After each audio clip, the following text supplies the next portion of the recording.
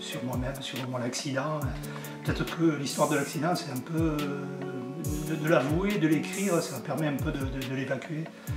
Et peut-être que ça a été un bien pour moi, c'est peut-être une thérapie. Et donc voilà, et comme le disait Marion, c'était un peu une renaissance par l'écriture. Ça m'a permis de continuer à vivre la passion à travers l'écriture.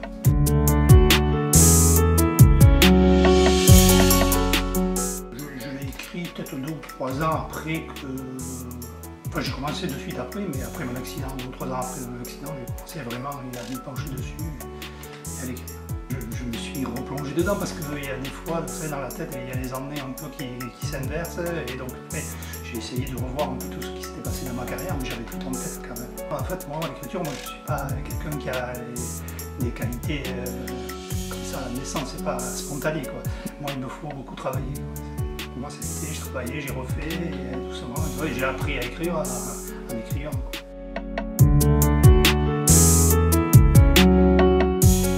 C'est un personnage assez particulier, assez singulier, je dirais.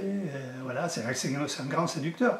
Il a commencé, il avait 24 ans, et il a commencé à séduire un peu sa famille pour qu'il lui prête de l'argent pour acheter cette grande manade, que beaucoup de manadiers convoitaient, mais qui n'avaient pas les moyens. Et, donc, voilà. Et après, il a réussi à séduire la comtesse de Noailles, qui lui a permis d'acheter ses terrains, le mas de Sainte-Anne, et puis après il lui a fait acheter les Ourtès qu'elle a mis à sa disposition jusqu'à la fin de sa vie. Donc voilà, il fallait avoir beaucoup de personnalité pour arriver à séduire une dame comme ça, qui lui a ouvert les portes du tout Paris.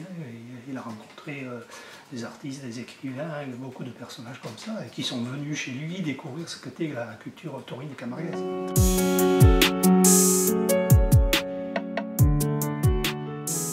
Tu viens d'écrire la vie de Jean Lafont, donc grand manadier, grande personnalité de la Camargue, et tu nous la racontes, ça sortira au printemps prochain, tu nous la racontes comme un roman.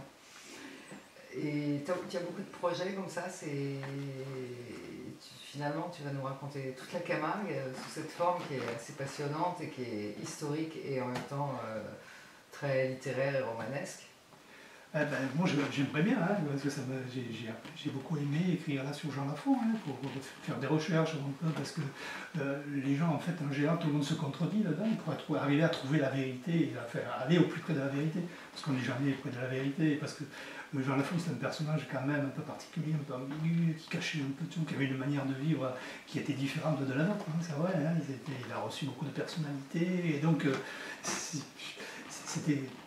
Voilà, c'était un plaisir de voir les gens qu'il avait fréquentés tout le long de sa vie et comment il a apporté beaucoup à la culture taurine camarguaise, parce qu'il amenait ces gens, il ne les obligeait pas à aller au taureau, mais il leur laissait toujours une porte pour qu'ils aillent voir ça, qu'ils aillent voir ce spectacle. Et les gens, ils étaient surpris quand même, les taureaux Camargue, la Camargue c'est quand même quelque chose de particulier, d'original, et tout le monde a aimé, tous les gens qui sont venus chez lui, et donc ils revenaient, et donc ça a créé quelque chose autour de la course camarguaise, même si le spectacle en lui-même n'a pas évolué, il ne s'est pas réformé comme on aurait aimé le souhaiter, comme Jean Lafont aurait aimé le faire. En fait, c'était un militant intelligent qui voilà, l'amour de la Camargue. Insidieusement, comme ça, il a fait connaître, découvrir le spectacle à la course camarguaise, et il a toujours vécu, rythmé sa vie autour de ces grands cocardiers. Et toi, ton travail de reconstitution, ça a été de parler, ça a été plutôt la mémoire qu'il a laissée chez les gens, les petites histoires, les anecdotes. Ouais, moi j'ai trouvé intéressant un peu cette manière qu'il avait de voir les choses, ces petites anecdotes, tout. Il était toujours marrant, parce que lui, il avait beaucoup d'humour, contrairement à ce qu'on pense. Mais un humour un peu froid, un peu glacial, et ça choquait toujours les gens, et les gens n'avaient jamais de répartie face à lui. Et dans ton livre, la part du souvenir et de la reconstitution, comment dire, est-ce que tu as rempli des blancs en imaginant, en faisant des hypothèses, ou est-ce que... Un petit peu, il y avait quelques liens où j'ai un peu obligé d'imaginer, en fonction de ce que je connaissais de Jean Lafont, parce que bon, je l'ai fréquenté quand même. J'ai été manger à sa table, donc j'ai connu le personnage, mais c'est vrai qu'il était un peu... C'est pas quelqu'un qui parlait beaucoup, il parlait pas, Jean Lafont.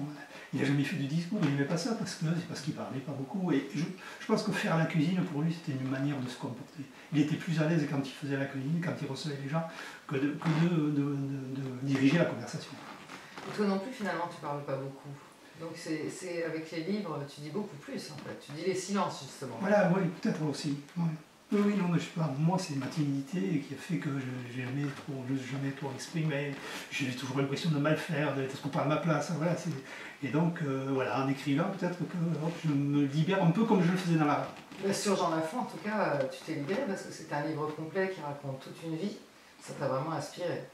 Et oui, j'espère que ça plaira. Voilà. Et pour toi, donc, finalement, les personnages réels, c'est un peu le moteur, la réalité, c'est complètement oui, la réalité de la vie, de sa voilà. vie à lui, et des taureaux un peu qui ont une place importante dans ma Mais vie. toi aussi, même sur la route des taureaux, quand tu nous racontes tes anecdotes dans les arènes, en fait, c'est très... On s'y plonge comme dans un roman. Parce que la vie réelle, tu sais la raconter comme une aventure, enfin comme une aventure à partir d'un quotidien. Pour moi, toutes les histoires, c'est comme un petit roman, quoi. Je veux toujours créer des petits trucs comme un petit roman. Comme si l'histoire, il faut qu'il y ait un début et une fin, voilà. Toujours même la petite histoire qui est très courte, c'est comme ça. Ouais. C'est une petite nouvelle, comme ça, ouais. Une petite feuille. Bah écoute, j'espère qu'on en lira beaucoup d'autres. En tout cas, on serait ravis.